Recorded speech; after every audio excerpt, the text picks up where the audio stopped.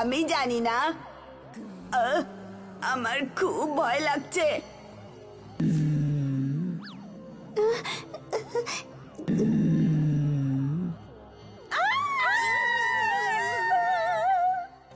Hello বাচ্চারা, ভয় পেও না, আমি মিস বিদ্যা। আমি আজকে বাঘের মতো সেজে এসেছি। বাঘ? হ্যাঁ বাচ্চারা, আর আমরা আজকে বাঘের ব্যাপারে পড়াশোনা করব। বাঘ গর্জন করে একদম যেমন আমি করলাম। বাচ্চারা, বাঘ হলো একটা বন্য প্রাণী যে বনে থাকে।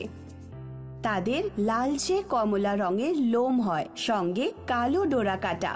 কিন্তু কিছু কিছু বাঘ আছে যাদের সাদা লোম হয়। আমরা তাদের চিড়িয়াখানায় দেখতে পাই। তাদের খুব কম জঙ্গলে দেখা যায়। লোম মানে কি? পশুদের শরীরে যে চুল থাকে তাদের লোম বলে, যেমন আমাদের শরীরেও আছে। ও, লোম মানে চুল? হ্যাঁ বাচ্চারা, তারা হলো বন্য প্রাণী। তার মানে তারা আমাদের সাথে বাড়িতে থাকতে পারবে না। তারা থাকে জঙ্গলের মধ্যে। বাচ্চারা, তোমরা কি জানো বাঘের বড় আর ধারালো দাঁত হয়? তারা অন্য পশুদের খায়।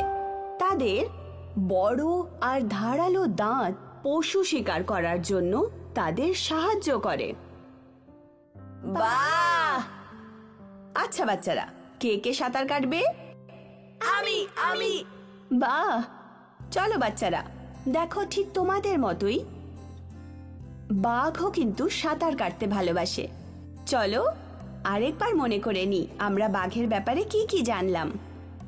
বাঘের রং কি হয় বলো তো? কমলা আর সাদা লোম, তার সাথে কালো ডোরা কাটা। হ্যাঁ, খুব ভালো ঈশান। ঠিক আছে, বাঘেরা কোথায় থাকে?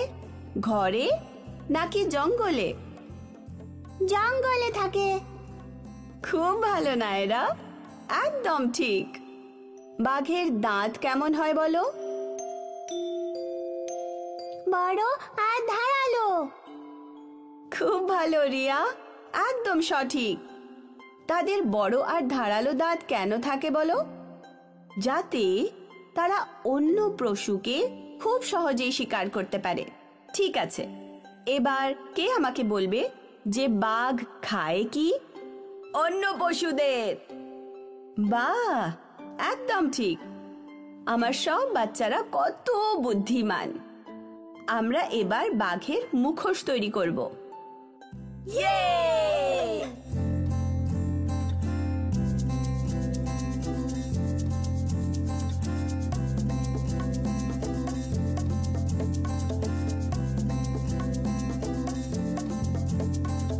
আর এবার কে আমাকে বলবে বাঘ কিভাবে গর্জন করে?